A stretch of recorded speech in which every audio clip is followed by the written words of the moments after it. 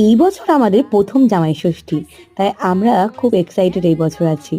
এই বছর সকাল সকাল রেডি হয়ে গেছে, লুকটা আমার কিছুটা এরকম ছিল, তোমরাই বলো যে কেমন লাগছে। এক মায়ের কাছে ষষ্ঠী করে এসে তারপর চলে এলাম আমার এই বাড়ি। আর এই বাড়িতে এসেই দেখি কত রকমের মাছ এনেছে।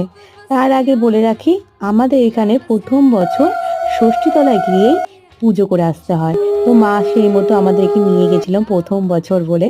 আর সেখান থেকে পুজো করে এসে তারপর বিভিন্ন রিচুয়ালস পালন করা হয়েছে।